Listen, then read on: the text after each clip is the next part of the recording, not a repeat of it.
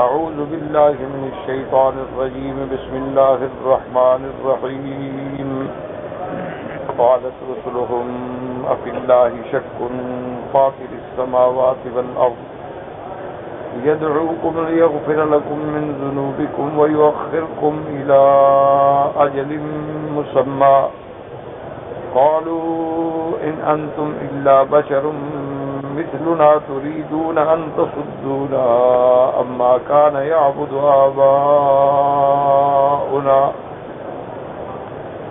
فأتونا بسلطان مبين قالت لهم رسلهم إن نحن إلا بشر مثلكم ولكن الله يمن على من يشاء من عباده وما كان لنا أن نأتيكم بسلطان إلا بإذن الله وعلى الله فليتوكل المؤمنون وما لنا ألا نتوكل على الله وقد هدانا سبلنا ولنصبرن على ما آذيتمونا وعلى الله فليتوكل المتوكلون.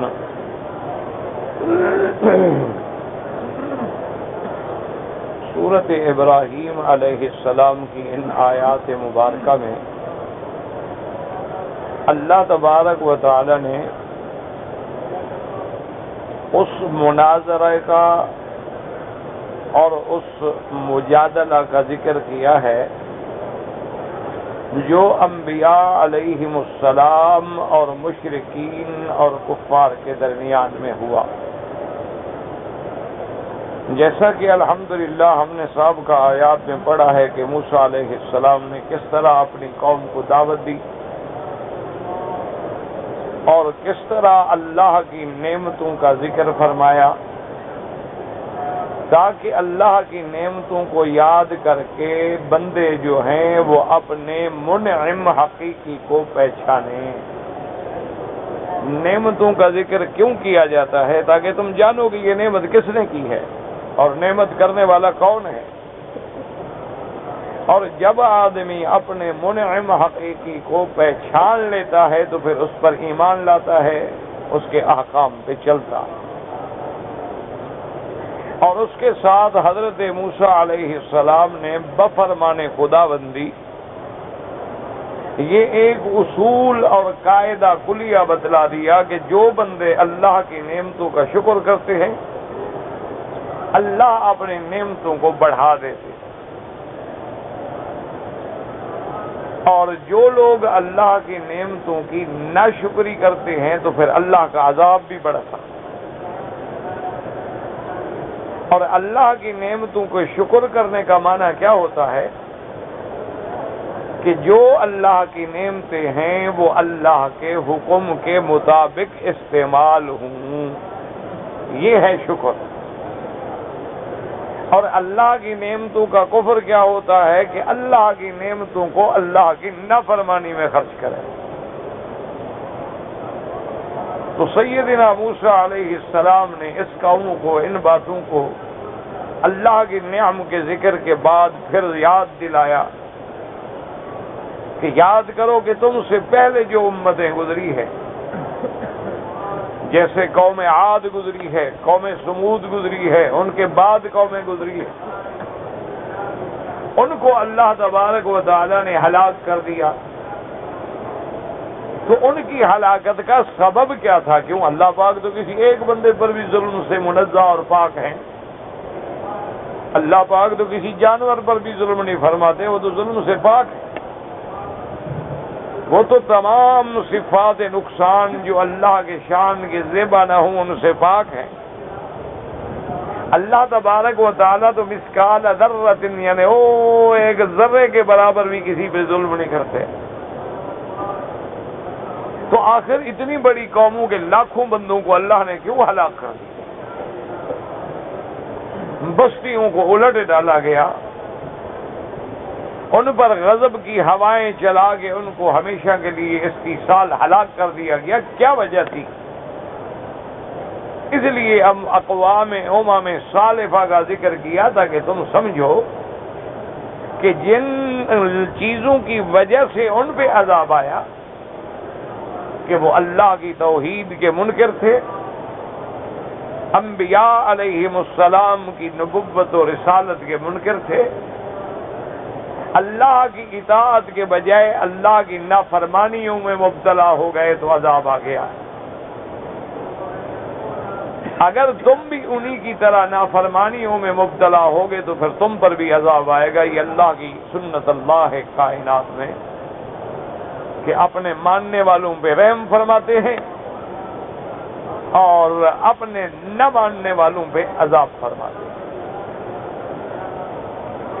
ان دعوتوں کے بعد اتنی کھلی بات کے باوجود اس دور کے کافروں نے کہا کہ پیغمبروں سے کہ جو تم ہمیں دعوت دے رہے ہو ہم نہیں مانتے، اور جس طرف تم ہمیں بلا رہے ہو اس میں ہمیں شک ہے، ہمیں یقین ہی نہیں کہ تم سچ کہہ رہے ہو۔ تو اب پیغمبروں کے اور قوموں کے درمیان میں جو مکالمہ ہوا ہے، یعنی قوموں نے کیا کہا کہ اللہ کے پیغمبر جو کچھ تم کہہ رہے ہو اس میں ہمیں یقین ہی نہیں آتا، ہم یہ بات ماننے کے لیے بھی تیار نہیں ہے کہ ساری کائنات کے نظام کو چلانے والا جو ہے وہ ایک خدا ہے۔ ہماری تو عقل میں بھی یہ بات نہیں آ سکتی کہ یہ کائنات کا پورا نظام صرف ایک خدا چلا رہا ہے۔ تو اس کے جواب میں پھر پیغمبروں نے کیا جواب دیا، وہ آیات مبارکہ جو آج کے سبق میں ہم نے تلاوت کی ہے۔ قالت رسلهم فی اللہ شک فاطر السماوات والارض، اللہ کے رسولوں نے اپنی قوم سے فرمایا کہ ظالموں، افی اللہ شک، کیا تمہیں اللہ کی ذات میں، صفات میں، اللہ کی الوہیت میں، اللہ کی ربوبیت میں شک ہے؟ کیا کہہ رہے ہو؟ فاطر السماوات والارض، اس ذات میں شک کر رہے ہو جس نے آسمانوں کو اور زمینوں کو پیدا کیا۔ اچھا، یہ جواب کیوں دیا کہ کافر چاہے کوئی بھی تھے، مشرکین تھے یا یہود ہیں یا نصارہ ہیں جو اس وقت تھے، اس زمانے میں تھے، یہ عجیب بات ہے کہ وہ اس بات کو ضرور مانتے تھے کہ آسمانوں اور زمینوں کے بنانے والا بہرحال خدا ہے، کیونکہ یہ ایک ایسی کھلی حقیقت تھی کہ جس کا انکار کرنا نہ عقلاً ممکن تھا اور نہ نقلاً ممکن تھا۔ کیا معنی؟ آج اگر کوئی بندہ یہ کہے کہ جی آسمان زمین جو ہے وہ خدا نے نہیں بنایا، تو کھلی بات ہے آپ کہیں گے جی بتاؤ کس نے بنایا ہے؟ پیغمبروں نے بنایا ہے، موسیٰ علیہ السلام نے بنایا، وہ تو ان کے پیدا ہونے سے پہلے بن گیا۔ آپ کہیں کہ جی چلو آدم علیہ السلام نے بنایا ہے، آدم علیہ السلام کی تو پیدائش سے پہلے آسمان و زمین بن گئے، جنت بن گئی، آدم تو پیدا ہی بعد میں ہوئے۔ تو یہ بات تو کھلی ہے نا کہ حضرت آدم علیہ السلام سے لے کر آخری پیغمبر تک کسی نے آسمان زمین پیدا نہیں فرمایا، کیوں؟ ان کے تو پیدا ہونے سے پہلے یہ سب کچھ بن گیا۔ اللہ نے آسمانوں اور زمینوں کو 6 دن میں پیدا فرما لیا، آدم علیہ السلام تو بعد میں پیدا ہو، اور سب چیزوں کے پیدا کرنے کے بعد آخر میں جمعہ کے دن میں اللہ نے آدم علیہ السلام کو پیدا کیا۔ اللہ نے 6 دنوں میں ساری کائنات کو بنایا، اور 6 دن جو ہیں ان کو آپ یوں شروع کریں گے کہ جیسے عرب کہتے ہیں نا احد، اثنین، ثلاثہ، اربعہ، خمیس، جمعہ، تو جمعہ کا دن جو تھا اس میں اللہ نے آدم علیہ السلام کو پیدا کیا، اور جمعہ کے بھی آخری دن کے حصے میں۔ اسی لیے جمعہ کا دن جو ہے وہ ایک بہت مبارک دن ہے کہ جس میں اللہ نے آدم کو پیدا کیا ہے، جس نے اللہ نے ہمارے اب کو پیدا کیا ہے، جو ساری مخلوق کے تبالد و تناسل کا سبب بنا ہے۔ اور اللہ تبارک و تعالی نے جمعہ کے دن میں ہی آدم علیہ السلام کو جنت میں داخل کیا ہے۔ اللہ تبارک و تعالی نے آدم علیہ السلام کو اس دنیا کی آبادی کے لیے آسمانوں سے زمین میں بھی جمعہ کے دن اتارا ہے۔ اور اللہ تبارک و تعالی نے جمعہ کے دن میں ایک ایسی گھڑی رکھی ہے کہ اگر کسی بندے کو مل جائے تو جو دعا مانگے گا وہ قبول ہو جائے گی۔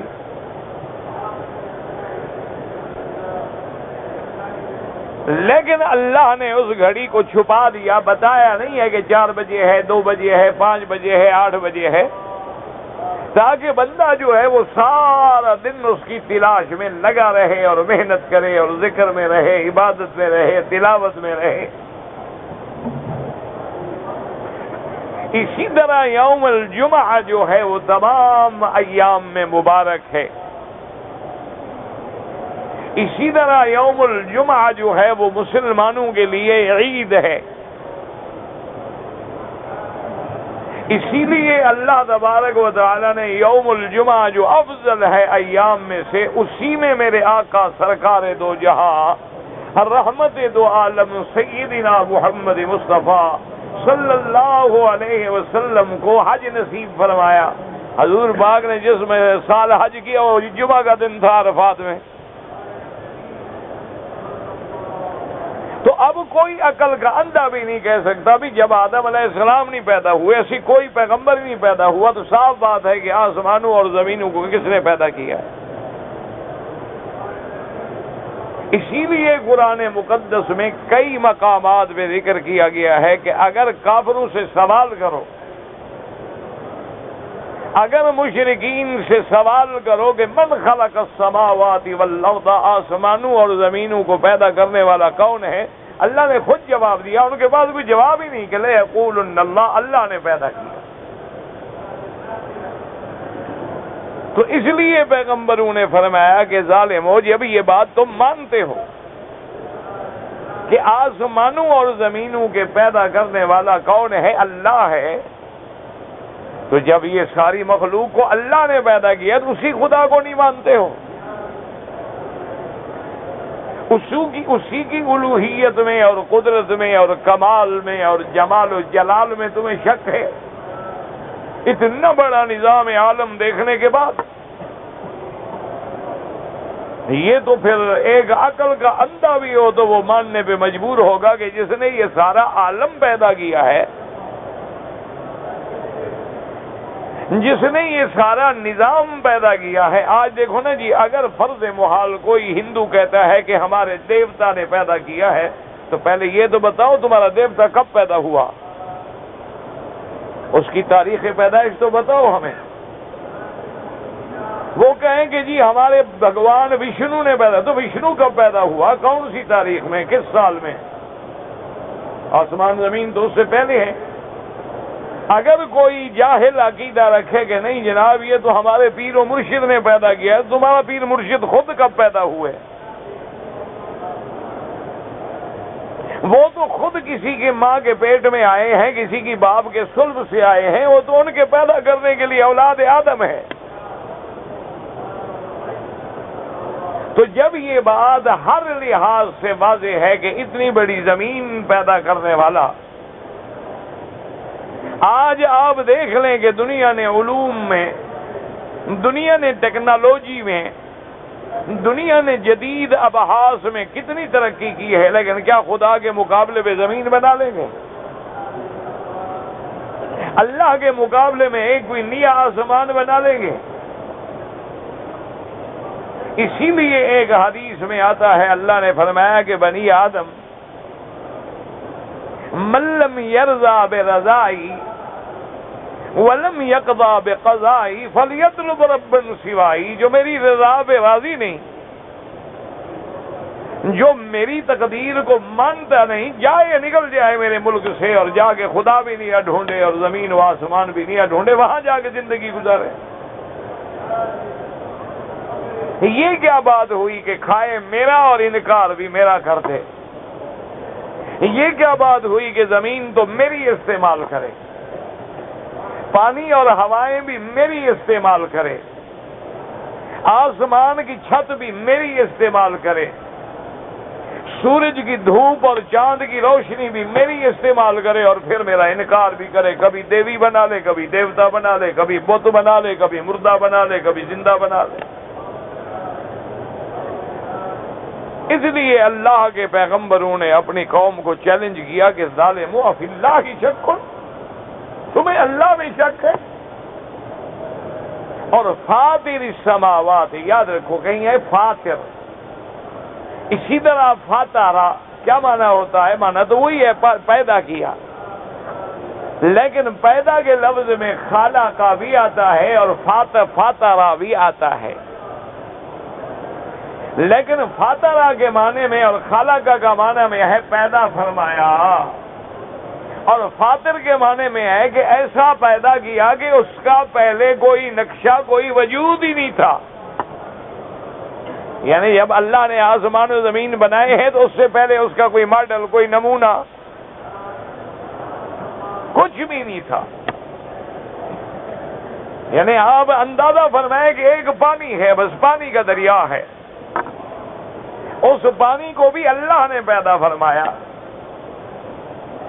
اور پھر اس پانی میں اللہ تبارک و تعالی نے اس کو گاڑھا کیا، اور وہ پانی گاڑھا ہوتے ہوتے ہوتے ہوتے ایسے بن گیا جیسے ایک معجون بن جاتا ہے، جیسے تم آٹا گوندھتے ہو، اور پھر اللہ تبارک و تعالی نے اس کو ایک معجون کی شکل میں، آٹے کی شکل میں جما دیا، جیسے عورتیں روٹی بنانے سے پہلے پیڑا بنا دیتی ہیں اور پیڑا بنا کے رکھ دیتی ہیں، جب ضرورت ہو تو اسی کی روٹی بنا دیتی ہیں۔ پھر اللہ تبارک و تعالی نے آسمانوں کو پیدا کیا اور آسمان بھی 7 بنائے، اور آسمانوں کے بنانے کے بعد پھر اللہ نے زمین کو بچھایا ہے، یعنی زمین کا وجود تو پہلے ہے، یعنی زمین کا اصل جو ہے، بنیاد جو ہے وہ آسمانوں سے پہلے ہے، لیکن بچھایا زمین کو بعد میں کیا ہے۔ اللہ نے حکم دیا کہ زمین کو بچھا دو، اور خدا کا شکر ہے کہ آج تم اس جگہ پہ بیٹھے ہو کہ جب یہ پانی تھا، کوئی زمین نہیں تھی، کوئی آسمان نہیں تھی، تو جہاں یہ اللہ کا کعبہ ہے اسی جگہ پانی کے بلبلے کی طرح ایک علامت تھی کہ یہی خدا کا گھر بنے گا۔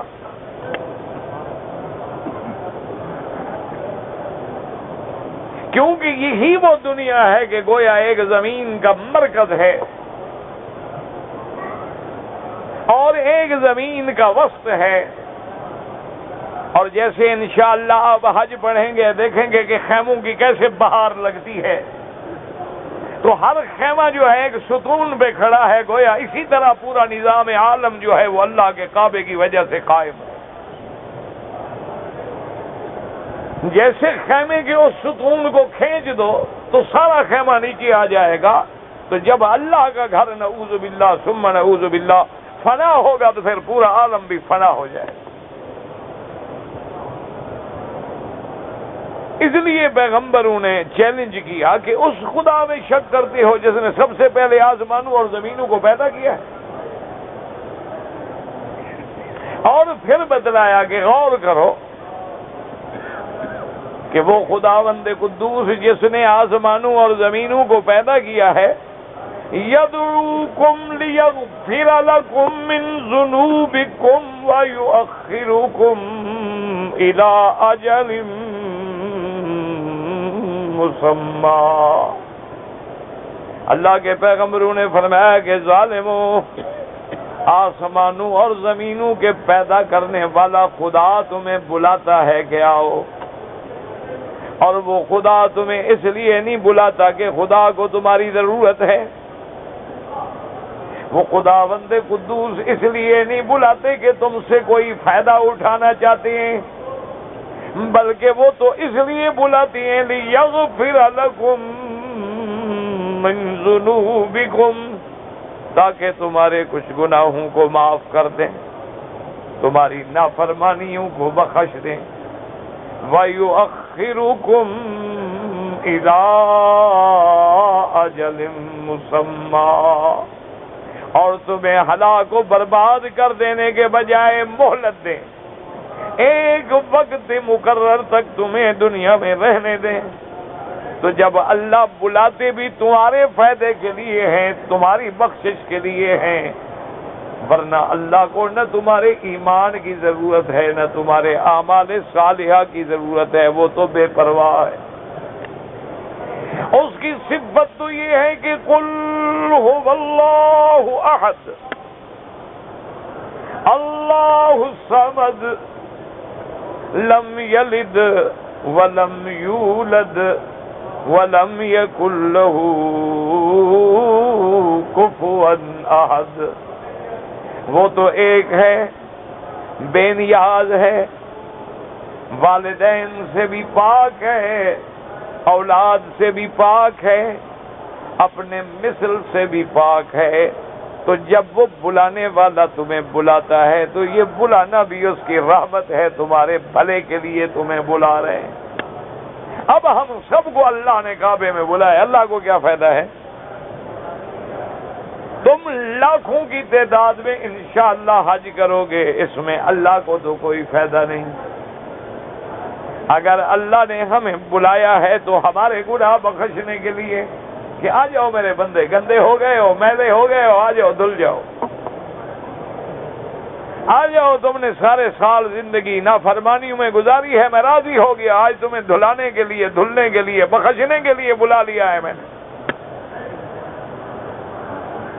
اب دیکھو کہ کافروں کے پاس کوئی جواب نہیں، نہ تو یہ کہہ سکتے ہیں کہ جی نہیں آسمان زمین خدا نے نہیں بنائے، فلاں نے بنائے ہیں، اور نہ یہ کہہ سکتے ہیں کہ اللہ ہمیں اپنی ضرورت کے لیے بلا رہے ہیں۔ تو جب پہلی آیتوں کا کوئی جواب نہ بن سکا تو اب مشرکین نے، کفار نے دوسرا شبہ کیا کیا، قالوا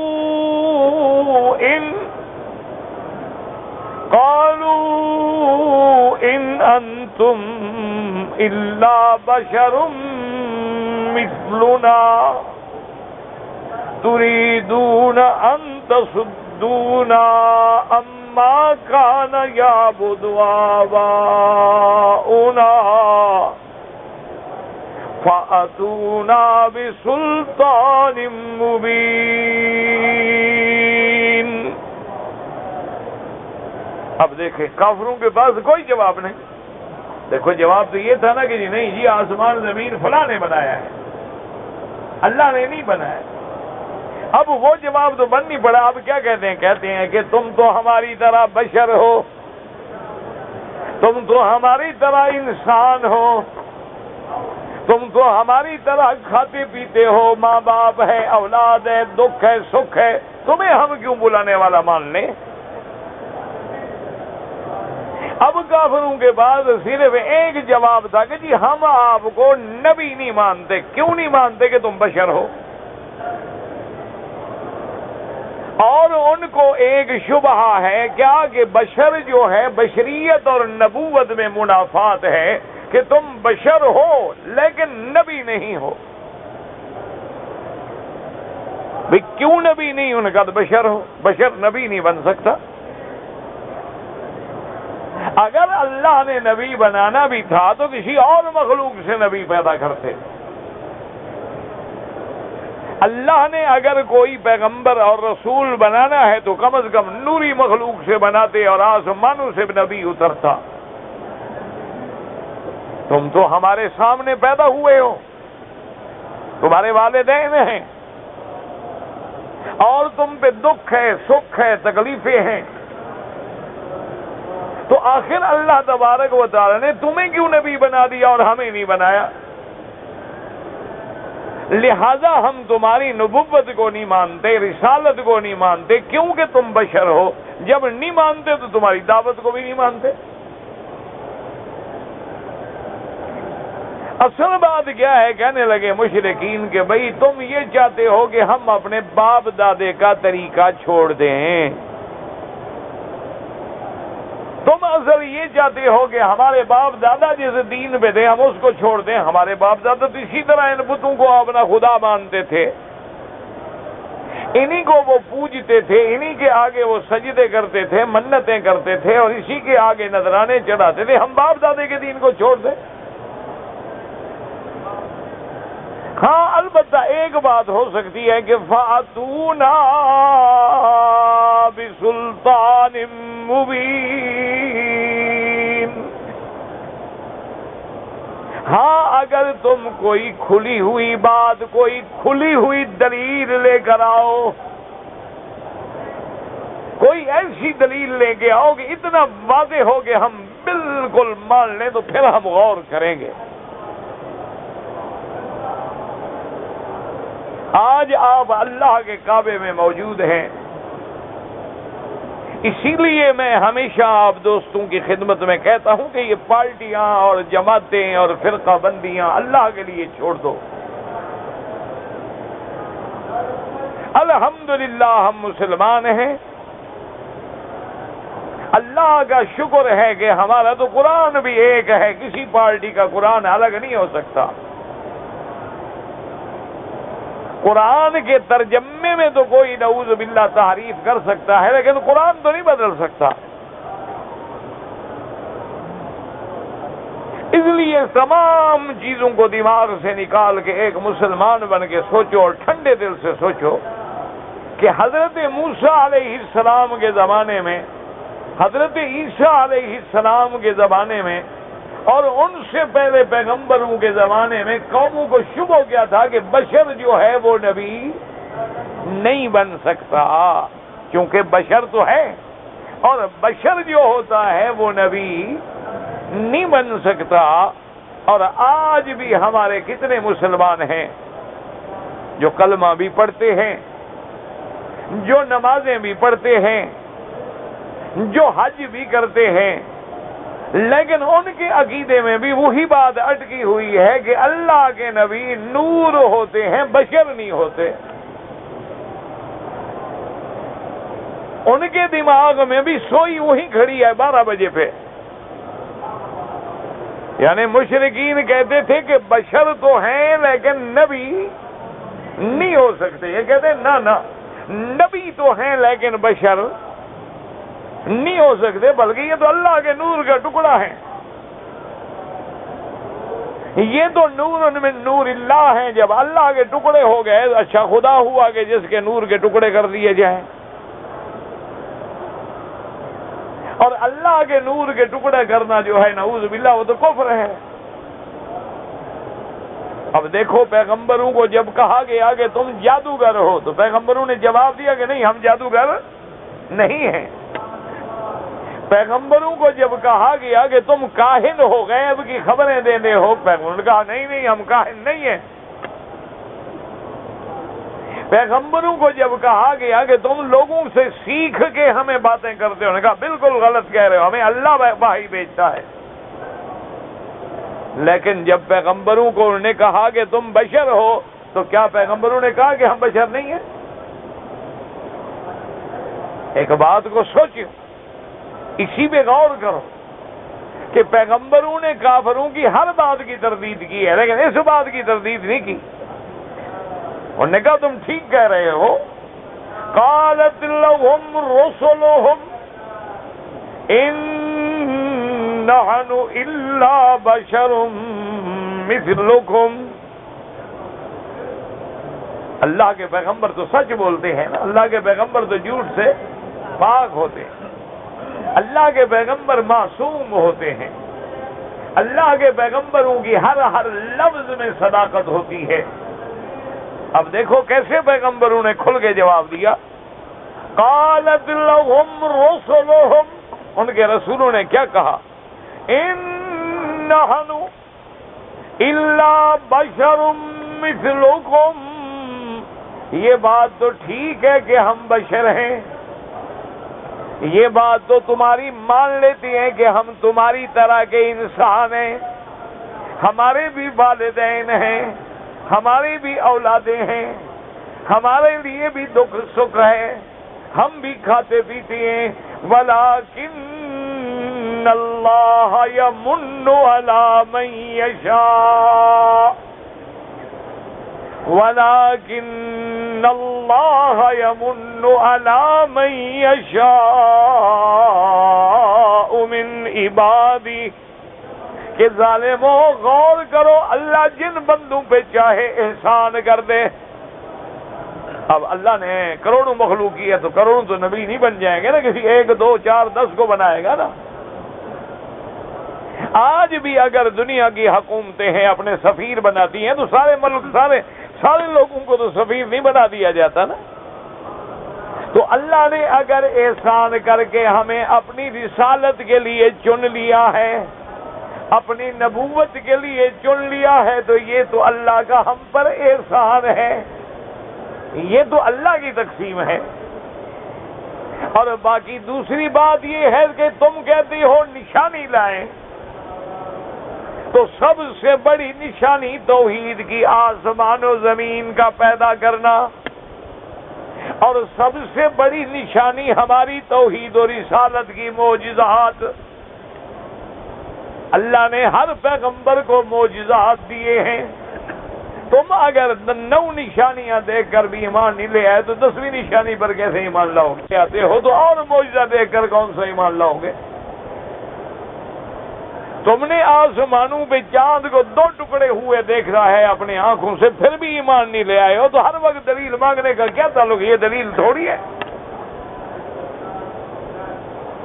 اور دوسری بات یہ یاد رکھو کہ تم ہمیں جو کہتے ہو کہ دلیل لاؤ، ہم کیسے لا سکتے ہیں؟ وَمَا كَانَ لَنَا أَن نَأْتِيَكُمْ بِسُلْطَانٍ إِلَّا بِإِذْنِ اللَّهِ۔ اور یاد رکھو، ہم کوئی معجزہ، ہم کوئی دلیل، ہم کوئی نشانی نہیں لا سکتے جب تک اللہ حکم نہ دے۔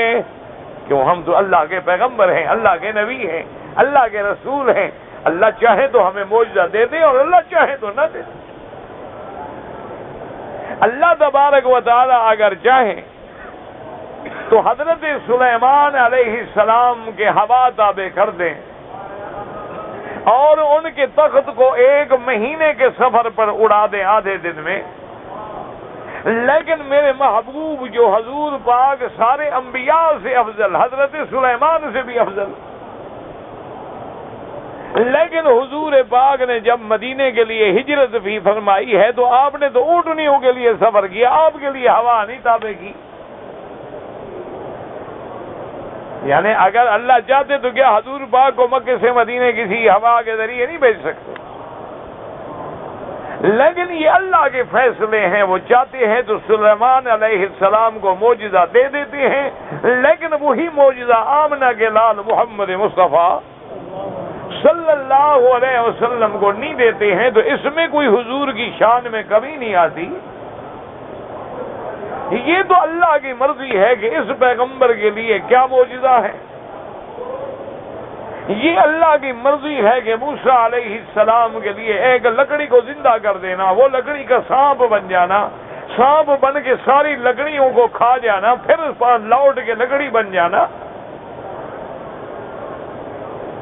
اور اسی طرح اللہ تبارک و تعالی نے جو معجزات میرے محبوب کو دیے ہیں، یاد رکھیں کہ ہم لوگوں کا عقیدہ ہے اور ایمان ہے کہ ہر نبی کا معجزہ برحق ہے، لیکن سب سے زیادہ معجزے جو ہیں وہ میرے مدنی محمد مصطفیٰ کے۔ ہمارا عقیدہ ہے کہ ہر پیغمبر کا معجزہ بھی اس کے ساتھ ختم ہو گیا۔ موسیٰ علیہ السلام کا دور گزر گیا تو ان کے معجزات بھی ختم ہو گئے، لیکن میرے مدنی کی نبوت بھی قیامت تک ہے اور محمد مصطفیٰ کا معجزہ بھی قیامت تک ہے۔ آج دیکھ لیں کہ لوگوں نے جدید علوم کے ذریعے جینیات کو حل کرنا شروع کر دیا ہے۔ جدید علوم کے ذریعے وہ کلوینن کو حل کرنے کے مسئلوں میں الجھے ہوئے ہیں، جدید علوم کے ذریعے انہوں نے چاند پہ اور ستاروں پہ کمندیں ڈالنی شروع کر دی ہیں، لیکن اللہ کے قرآن کے مقابلے پر آج بھی کوئی ایک آیت بھی بنانے پہ قادر نہیں۔ ورنہ آپ کا کیا خیال ہے کہ دشمنوں کی طاقت میں ہوتا تو دشمن خوف میں بیٹھے رہتے، چپ کر کے بیٹھے رہتے، وہ تو ایک اور قرآن بنا دیتے۔ یعنی اللہ کے قرآن میں ہیر پھیر تو کرتے ہیں، اللہ کے قرآن میں زبر زیر کو توڑ کے معانی کو بدلنے کی تو کوشش کرتے ہیں، لیکن قرآن کی ایک انا اعطیناک الکوثر جیسی صورت بھی نہیں بنا سکتے۔ اور آج بھی ان کی اتنی ترقی کر جانے کے بعد میرے محبوب کی صداقت کی اتنی بڑی دلیل کیا ہو سکتی ہے کہ جو بات 1400 سال پہلے آمنہ کے لال نے بتلائی ہے، آج تک دنیا اس کو جھوٹا نہیں کر سکتی۔ ورنہ آج تو کتنے ذرائع موجود ہیں، آج تو دنیا میں مواصلات کے اور انٹرنیٹ کے اتنے ذرائع موجود ہیں، اور حضور کے زمانے میں تو نہ کوئی مدرسہ ہے، نہ کوئی ٹیلی فون ہے، نہ مواصلات ہیں، نہ اتصالات ہیں، لیکن آمنہ کے لال اس وادی غیر ذی زرع میں سرزمین مکہ میں بیٹھ کے کبھی آسمانوں کی خبر دیتے ہیں، کبھی قوم نوح کی خبر دیتے ہیں، کبھی قوم لوط کی خبر دیتے ہیں، اور ان اخبار میں آج تک دشمن کسی ایک بات کو بھی غلط نہیں کہہ سکا۔ حالانکہ حضور مکے میں پیدا ہوئے اور نوح علیہ السلام یعنی حضور کے اور حضرت عیسیٰ علیہ السلام کے درمیان میں 600 سال ہیں، اور حضرت موسیٰ علیہ السلام تک تو ہزاروں سال ہیں،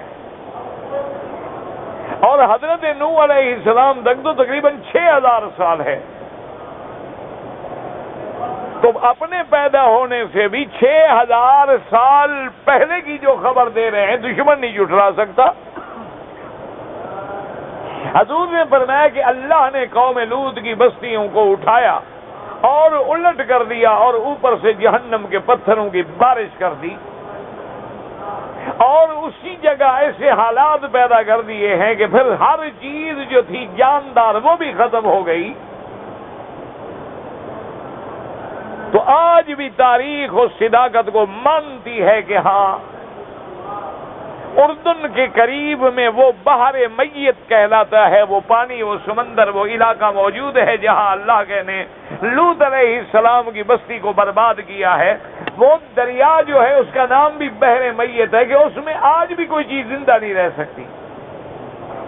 حضور صلی اللہ علیہ وسلم سے ہزاروں سال پہلے فرعون کا مسئلہ ہے، حضور صلی اللہ علیہ وسلم نے خبر دی، لیکن کیا آج بھی کوئی دنیا فرعون کے قصے کو جھٹلا سکتی ہے؟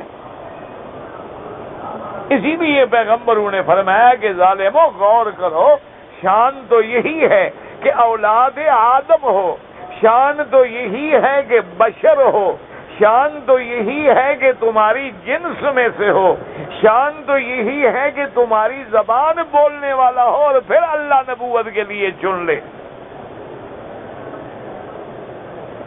اس لیے پیغمبروں نے فرمایا کہ یہ جو تم مطالبات کرتے ہو، یہ جو تم ہم سے آیات مانگتے ہو، یہ ہمارے ہاتھ میں نہیں ہے۔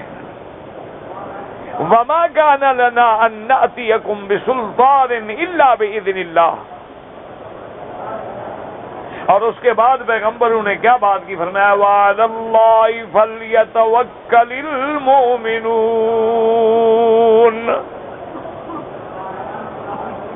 اللہ کے نبیوں نے فرمایا کہ تم ہماری بات نہیں مانتے ہو، ہماری مخالفت کرو گے تو کوئی فکر نہیں، ہمارا اللہ پہ توکل، ہر ایمان والے اسی پہ توکل کرتے ہیں،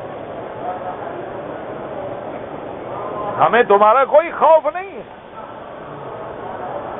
تم یہ سمجھو کہ ہم سب مخالف ہو جائیں گے اور پیغمبروں کو ڈرا دیں گے اور اللہ کے نبیوں کو خوف میں مبتلا کر دیں، بالکل فکر نہ کرو، ہمیں تمہارا ذرے کے برابر بھی خوف نہیں۔ اور وَمَا لَنَا أَلَّا نَتَوَكَّلَ عَلَى اللَّهِ وَقَدْ هَدَانَا سُبُلَنَا۔ اور یہ بھی بتلا دیا کہ بھی کیوں نہ ہو ایسی بات، ہم کیوں نہ اسی ذات پہ توکل کریں جس نے ہمیں راستہ دکھلایا ہے، ہم اسی کی ذات پہ کیوں نہ توکل کریں جس نے ہمیں صراط مستقیم پہ چلایا ہے۔ اور باقی یہ رہ گئی بات کہ تم ہماری تردید کرو گے، تم ہمیں تکلیفیں پہنچاؤ گے، تم ہمارے راستوں میں کانٹے بچھاؤ گے۔ وَلَنَصْبِرَنَّ عَلَىٰ مَا آذَيْتُمُونَا، اور ہم صبر کریں گے جو ہمیں تکلیف پہنچاؤ گے۔ کہ اللہ کے دین کی طرف دعوت دینے والے جو ہیں وہ ہر حال میں صبر کرتے ہیں، اللہ کی توحید کی دعوت دینے والے جو ہیں وہ ہر تکلیفوں کا مقابلہ کرتے ہیں۔ لوگ انہیں مجنون کہتے ہیں، وہ صبر کرتے ہیں، لوگ پتھر مارتے ہیں، وہ صبر کرتے ہیں، لوگ ان کو صابی کہتے ہیں، وہ صبر کرتے ہیں، لوگ ان کو وہابی کہتے ہیں، وہ صبر کرتے ہیں، لوگ ان کو مجنون کہتے ہیں، وہ صبر کرتے ہیں، وہ اپنی دعوت پہ اپنی دعوت پہ، اپنے دین پہ، اپنے طریقے پہ جمے ہوئے ہیں۔ اور ساتھ یہ بھی فرما دیا وَعَلَى اللَّهِ فَلْيَتَوَكَّلِ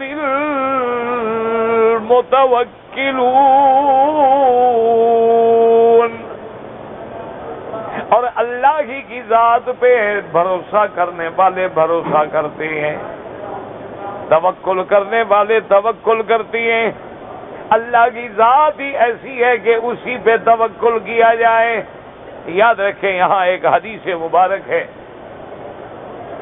میرے آقا رحمت دو جہاں سیدنا محمد مصطفیٰ صلی اللہ علیہ وسلم کی حدیث مبارک ہے۔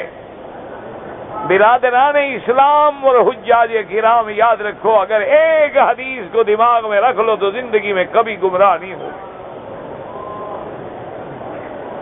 یاد رکھیں کہ ہم لوگ گمراہی میں کیوں پڑتے ہیں کہ ہم نے قرآن چھوڑ دیا،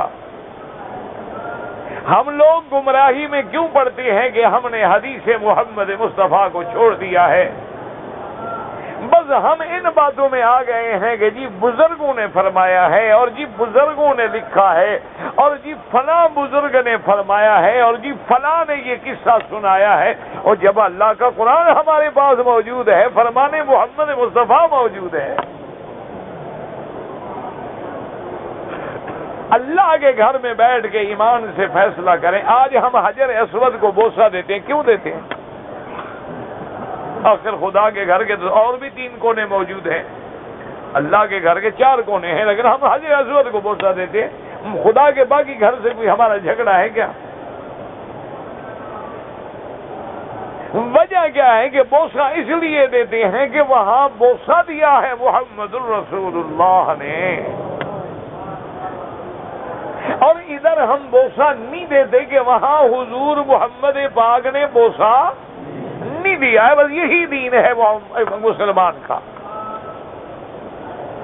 یہ تو ہمارے ہاں بلا وجہ لڑائیاں ہیں اور جھگڑے ہیں، کبھی دعا پہ جھگڑا ہے، کبھی نور و بشر پہ جھگڑا ہے، کبھی حاضر و نادر پہ جھگڑا ہے، کبھی اذان سے پہلے صلاۃ و سلام پہ جھگڑا ہے، کبھی میلاد منانے پہ جھگڑا ہے، کبھی معراج منانے پہ جھگڑا ہے، کبھی 10 دن محرم میں سیاہ کپڑے پہننے پہ جھگڑا ہے، کبھی ماتم کرنے پہ جھگڑا ہے۔ حالانکہ مسلمان کے لیے جھگڑے کی ضرورت ہی نہیں ہے، مسلمانوں کے گھر میں تو اللہ کا قرآن موجود ہے،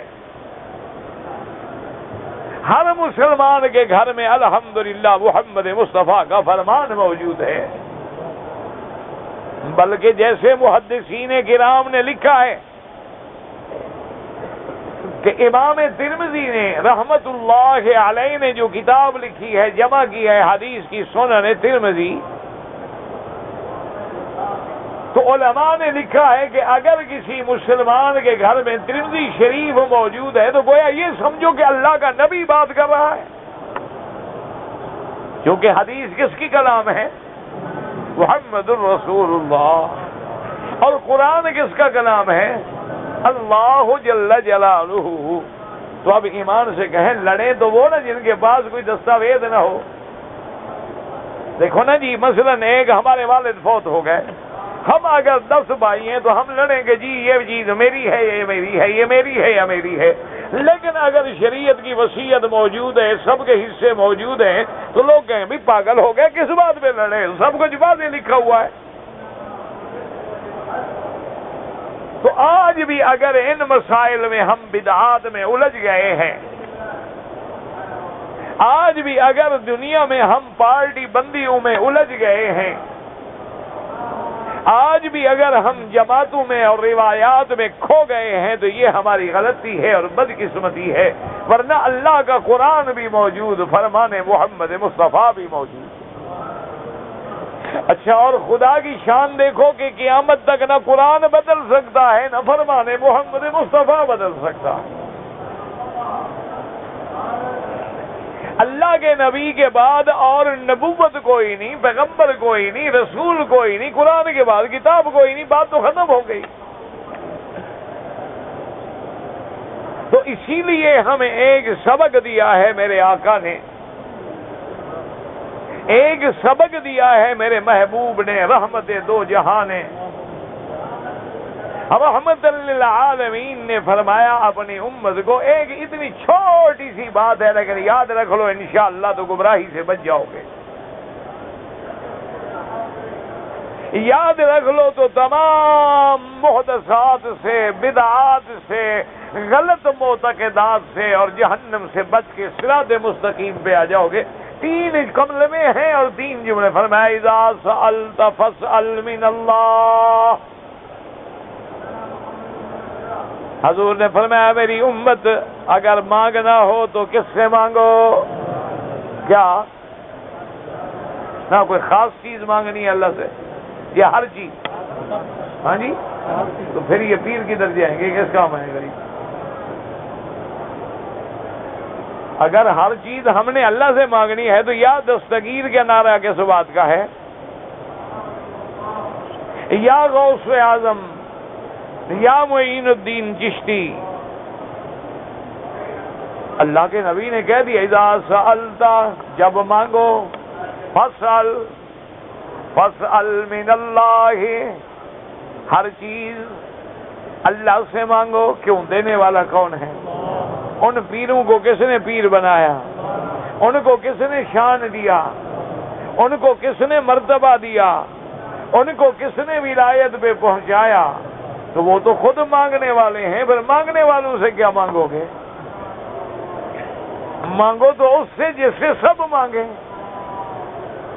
جو خود مانگنے والے ہیں، جو خود ہاتھ پھیلا کے اللہ کے آگے کھڑے ہیں۔ بڑے جاہل ہو کہ اس کو چھوڑ کے پھر اس کے دروازے پہ آ گئے ہو۔ اس لیے فرمایا، دیکھو ایک جملہ ہے، سبحان اللہ، اللہ کی ساری مخلوق محمد مدنی پہ قربان ہو۔ حضور پاک نے ایک جملے میں سارے جھگڑے ختم کر دیے، اور یہی بات تم روز نماز میں پڑھتے ہو، ایاک نستعین، کس سے مدد مانگتے ہو؟ تو اللہ نے بھی کیا فرمایا کہ مدد کس سے مانگو؟ اچھا، یہی قرآن میں پڑھتے ہو کہ اذا سألک عبادی انی فانی قریب اجیب دعوت الداع اذا دعان۔ اللہ نے فرمایا یہ نہیں کہ مکے میں مانگو گے تو میں دوں گا، جب مانگو، جہاں مانگو، جہاں پکارو میں دینے کے لیے تیار ہوں۔ یہ الگ بات ہے کہ میرے گھر میں آؤ گے تو ذرا شان اور بڑھ جائے گی، مرتبے اور بڑھ جائیں گے، ورنہ میں تو تمہیں غاروں میں بھی دینے کے لیے تیار ہوں، میں تو سمندروں میں بھی دینے کے لیے تیار ہوں۔ تم گناہوں کے ڈھیر میں ڈوب کے بھی مانگو تو میں بخشنے کے لیے تیار ہوں۔ اللہ نے فرمایا میں تو وہ رحمت والا رب ہوں، کافر بھی مانگے تو دیتا ہوں۔ کیوں؟ اگر کافروں کو نہ دوں تو کون دے گا؟ اور تو خدا ہے کوئی نہیں۔ اس لیے ایک جملے میں میرے محبوب نے دین کا مسئلہ حل کر دیا کہ اذا سألت فاسأل من اللہ، اور دوسرا جملہ یاد کریں، اذا استعنت فاستعن باللہ، اور جب مدد مانگو، مدد پکڑو تو اللہ کی مدد، فاستعن باللہ، مانگو تو اللہ سے اور مدد پکڑو تو اللہ سے۔ اگر اللہ سے مدد پکڑنی ہے تو یا علی مدد کا نعرہ ختم ہو گیا۔ تو جب حضرت علی مدد نہ کر سکیں تو پھر داتا صاحب کیسے مدد کریں گے؟ حضرت علی تو سب کا چشمہ ولایت کا سردار ہے۔ تمام اولیاء اللہ اگر ایک ترازو میں ہوں اور سیدنا علی ایک ترازو میں ہوں تو سیدنا علی کا شان زیادہ ہے، کیونکہ ولایت کے چشمے جو ہیں وہ وہاں سے پھوٹے ہیں۔ علوم ولایت کا مرکز جو ہے وہ وہاں سے چلا ہے، اور حضرت علی نے کہاں سے لیا ہے؟ محمد مصطفیٰ صلی اللہ علیہ وسلم سے۔ تو اس لیے ایک لفظ میں مسئلہ حل ہو گیا کہ جب مدد پکڑو تو کس کی مدد پکڑو؟ اللہ کی۔ اور آگے حضور نے کیا فرمایا؟ فَإِذَا تَوَكَّلْتَ فَتَوَكَّلْ عَلَى اللَّهِ، اور فرمایا میری امتیو اگر کسی پہ توکل کرنا ہے تو کس کی ذات پہ کرو؟ ہاں جی، حضور نے کیا فرمایا؟ آدم پہ توکل کرو؟ نہیں، حضور نے یہ تو نہیں فرمایا کہ میرے ابا خلیل اللہ پہ توکل کرو۔ کیوں؟ اگر ہم بندوں پہ توکل کریں گے جب وہ فوت ہو جائیں تو توکل تو کیا؟ دیکھو نا، ہم نے ایک پیر پکڑا، وہ پیر صاحب بھی فوت ہو گیا، اب کیا کریں؟ اب اور پیر ڈھونڈیں گے۔ ہم نے دوسرا ڈھونڈا، وہ بھی فوت ہو گیا، تو جو توکل کرتے گئے وہ مرتے گئے۔ تو جو اس نے خود مر جانا ہے اس پہ توکل کرو جس پہ کبھی موت نہیں آئے گی، فنا نہیں آئے گی، جس نے ہمیشہ الحی القیوم جس کی صفت ہے۔ اور یہی وہ قرآن کی دعوت ہے جو پیغمبر دے رہے ہیں کہ وَلَنَصْبِرَنَّ عَلَىٰ مَا آذَيْتُمُونَا، کہ ظالموں جتنا ستاؤ، جتنا ظلم کرو ہم صبر کریں گے۔ وَعَلَى اللَّهِ فَلْيَتَوَكَّلِ الْمُتَوَكِّلُونَ، اور توکل کرنے والے کس پہ توکل کرتے ہیں؟ اللہ پہ توکل کرتے ہیں۔ تو یہی دعوت انبیاء ہے، اور یہی دعوت مرسلین ہے، اور یہی دعوت محمد مصطفیٰ ہے، اور یہی صراط مستقیم ہے، اور یہی وہ ہدایت کا راستہ ہے جس کے لیے اللہ نے 1,24,000 پیغمبر بھیجا ہے۔ دعا کرو کہ اللہ بھی ہمیں یہ راستہ نصیب فرمائے۔ اب کچھ دوستوں کے سوالات رہ گئے تو وہ انشاءاللہ عرض کرتا ہوں، اور انشاءاللہ ثم انشاءاللہ اب حجاج آ گئے ہیں، تو اب حجاج کرام کا حق جو ہے وہ طلباء سے زیادہ ہے، کیونکہ الحمدللہ سارا سال تو ہم طلباء کو پڑھاتے ہیں نا، صبح کو بھی اور شام کو بھی اللہ کی رحمت سے۔ تو انشاءاللہ کل رات جو جمعرات ہے میں ہمیشہ چھٹی کرتا ہوں، اور جمعہ کے دن سے انشاءاللہ اب درس نہیں ہوگا، اب تقریریں ہوں گی، اب حجاج کے لیے وعظ و ارشاد ہوگا انشاءاللہ، اور ان کے مسائل کا جواب ہوگا۔ تو اللہ تبارک و تعالی آپ کو بھی مجھے بھی اس دین کے کام میں مدد فرمائیں، توفیق دیں، صحت دیں، قوت دیں، ہمت دیں کہ ہم آپ کی دین کی خدمت کر سکیں۔ شاید کسی ایک کا حج درست ہو جائے، شاید کہ اتر جائے تیرے دل میں میری بات، کسی ایک کا عقیدہ درست ہو جائے، شاید کوئی ایک شرک اور کفر کی وادیوں سے نکل کے توحید میں آ جائے، شاید کوئی ایک بدعت سے نکل کے سنت میں آ جائے، تو میرے لیے بھی جنت ہے اور اس کے لیے بھی جنت ہے۔ تو اس لیے انشاءاللہ اب طلباء کرام سے معذرت کے ساتھ انشاءاللہ ثم انشاءاللہ اب حجاج کی خدمت ہوگی، اسی لیے میں نے آج صبح کا درس بھی توقیف کر دیا ہے، کیونکہ چند دنوں کے بعد پھر مغرب سے عشاء تک جو ہے صرف تقریر ہوگی، اور عشاء کے بعد پھر سوال و جواب ہوں گے۔ تو بہرحال اب انسان میں اتنی ہمت ہی ہو سکتی ہے، اور یہ بھی اللہ کی توفیق سے، ورنہ ہم کیا ہیں اور ہماری بساط کیا ہے۔ کہتے جی کہ عمرہ کیسے کریں؟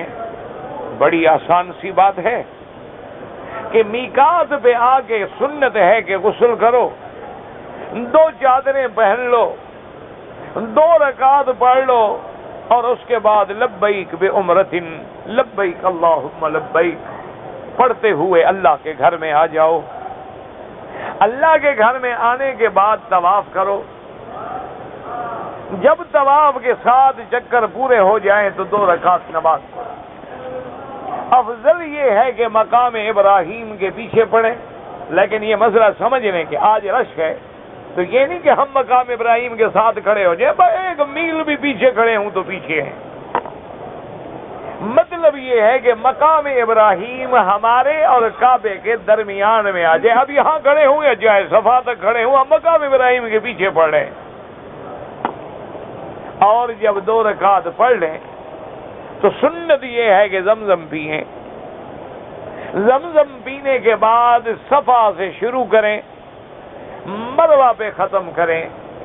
جب 7 چکر پورے کر لیں، افضل یہ ہے کہ سر پہ اس طرح پھروائیں، چاہے بال ہیں یا نہیں ہیں پھر بھی اس طرح پھروائیں گے، اور اس طرح نہ پھروائیں اور بال بڑے بڑے ہیں تو ٹک نہ لگوائیں، بلکہ بال مثلا 4 انچ ہیں تو 1 انچ سارے سر کے بال کٹ جائیں۔ اب آپ عمرے سے فارغ ہو گئے، احرام اتار دیں، عمرہ مکمل ہو گیا۔ تو عمرے میں تو کوئی مشکل نہیں، اگر سیکھنا چاہیں کہ 2 رکعت پڑھی، احرام باندھا، طواف کیا، صفا دوڑے، بال منڈائے، عمرہ ختم۔ تو عمرے کے اندر کوئی ایسی بات نہیں ہے، لیکن احرام نہیں باندھو گے تو عمرہ نہیں ہوگا۔ احرام کے بعد اللہ کے گھر کا طواف نہیں کرو گے تو عمرہ نہیں ہوگا، لیکن اگر صفا مروہ چھوڑو گے تو وہ واجب ہے، پر دم دینی پڑے گی۔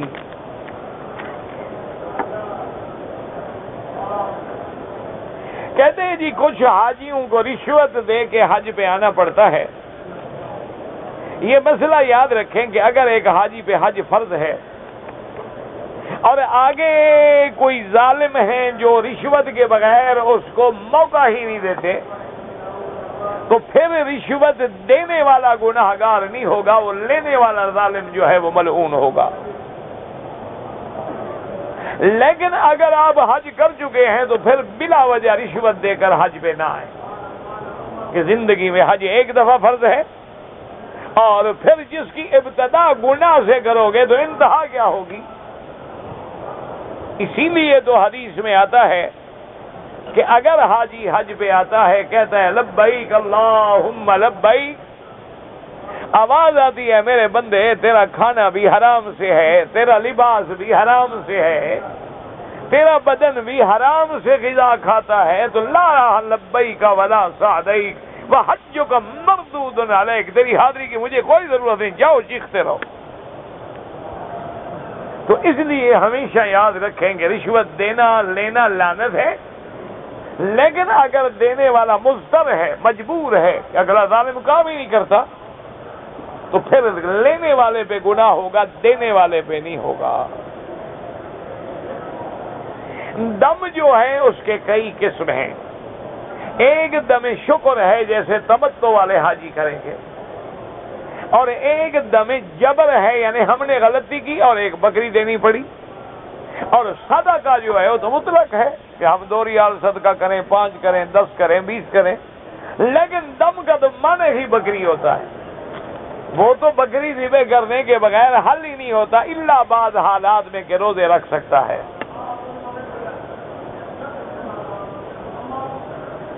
کہتا ہے جی کہ میرا نانا فوت ہو گیا ہے، اس کے لیے میں نے حج بدل کرنا ہے۔ اگر آپ نے اپنا حج کر لیا ہے تو اب نانے کے لیے حج کرو، اور افضل یہ ہے کہ حج مفرد ہو، لیکن چونکہ آپ نے شوال میں عمرہ کر لیا ہے مدینہ منورہ سے، تو اب احتیاط اسی میں ہے کہ تمتع کی ایک بکری دے دو اور اختلاف سے بچ جاؤ، تاکہ کسی امام کے نزدیک جھگڑا نہ رہے ورنہ امام ابو حنیفہ رحمۃ اللہ علیہ کہتے ہیں کہ اس کا حج تمتع تب ہوگا جب وہ اپنے ملک کے میقات سے احرام باندھ کے آئے گا۔ اگر اس نے کسی دوسرے میقات سے احرام باندھا ہے، وہ کہتے ہیں تمتع نہیں رہے گا، اس کو عمرہ نہیں کرنا چاہیے تھا، لیکن اس کا حج مفرد رہے گا۔ تو آپ اختلاف میں نہ پڑیں، ایک بکری دے دیں، اگر اللہ کے ہاں دم تمتع کی ضرورت نہیں تھی تو خیرات ہو جائے گی، لیکن کسی اختلاف سے بچ جاؤ گے، اور چونکہ پیسے تمہارے اپنے ہیں لہذا پوچھنے کی ضرورت ہی نہیں۔ داڑھی نہ رکھنا جو ہے اور بار بار منڈانا جو ہے یہ گناہ کبیرہ ہے، اور گناہ کبیرہ کا مرتکب جو ہے وہ فاسق ہو جاتا ہے۔ اس لیے فقہا کے نزدیک داڑھی منڈانے والا امام بھی نہیں بن سکتا، بلکہ وہ کہتے ہیں وہ اذان بھی نہ دے، کیونکہ اس نے ایک سنت کی مخالفت کی ہے۔ باقی داڑھی کو رنگ لگانا جو ہے کوئی منع نہیں ہے، صرف علماء یہ لکھتے ہیں کہ خالص کالا رنگ نہ لگائے، یعنی 100% سیاہ رنگ نہ لگائے، البتہ وہ براؤن لگاتا ہے یا لائٹ براؤن لگاتا ہے یا میڈیم براؤن لگا لیتا ہے یا مہندی اور خطاب ملا دیتا ہے، کوئی حرج نہیں۔